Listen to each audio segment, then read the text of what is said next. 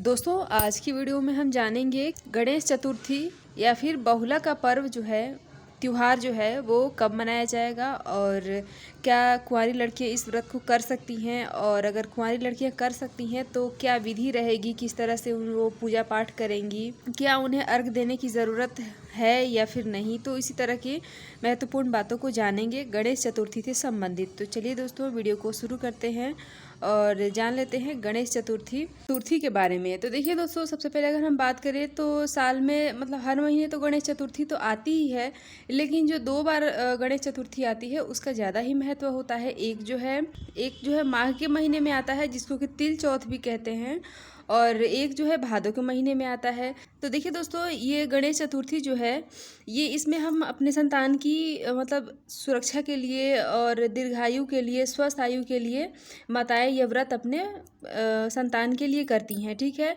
तो गणेश चतुर्थी का जो ये त्यौहार है ये भादों महीने के कृष्ण पक्ष के चतुर्थी को किया जाता है, और इसमें जो है आप घर में भी पूजा कर सकते हैं, बाकी मंदिर वगैरह है तो मंदिर भी जाके पूजा कर सकते हैं।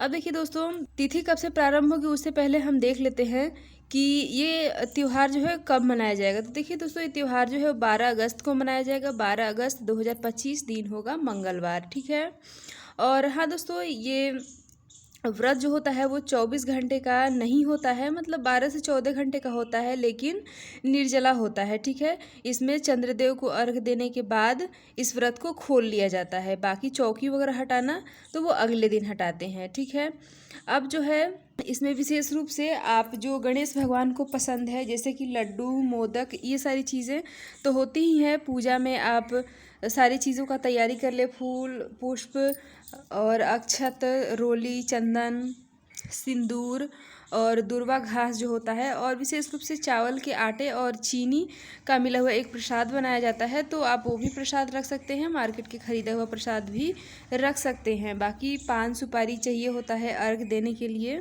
तो इस तरह से किया जाता है। और अब क्या कुंवारी लड़कियां जिनकी शादी नहीं हुई है वो कर सकती हैं कि नहीं, तो देखिए कहीं कहीं पे किया जाता है लेकिन कहीं कहीं पे नहीं किया जाता है। ठीक है, मतलब क्योंकि ये संतान के लिए होता है तो अधिकतर बार यही दिमाग में आता है कि शादी होने के बाद ही इस व्रत को करना सही होगा। बाकी किसी किसी परिवार में कहीं कहीं जगहों पे किया जाता है। तो जो जैसे कुंवारी लड़कियां हैं तो वो किस तरह से करेंगी, तो देखिए जो कुंवारी लड़कियां हैं उनको तो शाम के समय अर्घ देना नहीं होता है, क्योंकि जिनके बच्चे हैं वो अपने बच्चे से अर्घ दिलवा लेती हैं।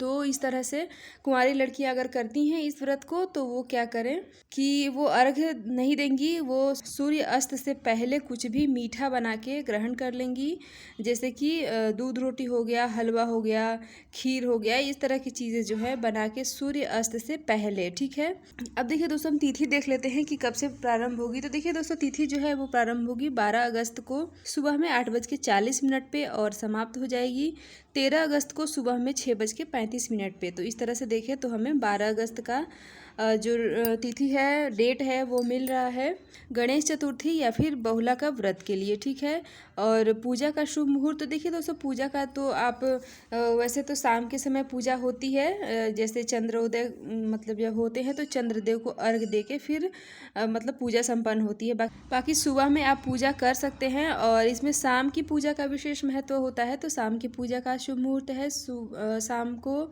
6:50 से लेकर 7:16 तक का जो समय है वो है पूजा का समय। इस समय आप पूजा करें, और पूजा के बाद जो है आप चंद्रदेव को अर्घ देंगे, और अर्घ देने के बाद आप कथा वगैरह ये सब सुना जाता है। उसके बाद अपने बच्चे से अर्घ दिया जाता, मतलब चंद्रदेव जब निकल जाएं तो उसके पहले तक आप कथा वगैरह सुन लें, पूजा अपना संपन्न कर लें। चंद्रोदय का समय रहेगा रात में 8:59 के बाद आप जो है मतलब चंद्रदेव दर्शन देंगे। तो इस समय आप अपने बच्चे से या फिर पति से भी अर्घ दिलवा सकते हैं, और चौकी वगैरह लगा के भी पूजा कर सकते हैं, और अगर चौकी नहीं लगाना चाहते हैं तो नॉर्मली भी पूजा किया जा सकता है। इसमें गणेश जी के साथ गौरी की भी पूजा मतलब की जाती है। बहुत सारी जगहों पे गौरी गणेश की पूजा साथ में ही की जाती है, और कहीं कहीं पे सिर्फ गणेश भगवान की ही मतलब फ़ोटो मूर्ति से पूजा की जाती है। ठीक है, तो इस तरह से आप पूजा करें, और चौकी वगैरह जो भी सामान हटाना है वो आप अगले दिन हटाएं।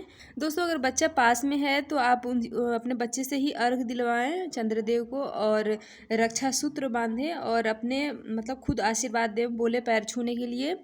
जब आप पूजा वगैरह कर लेती हैं उसके बाद अपने बच्चे को आशीर्वाद ज़रूर दें। तो ये काम जो है आप अपने बच्चे से ज़रूर करवाएं।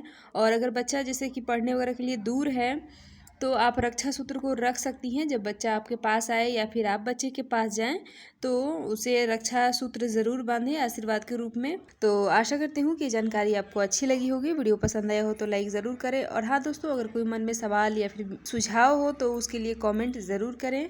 तो मिलती हुई इसी तरह के एक और नए वीडियो के साथ, तब तक के लिए हर हर महादेव।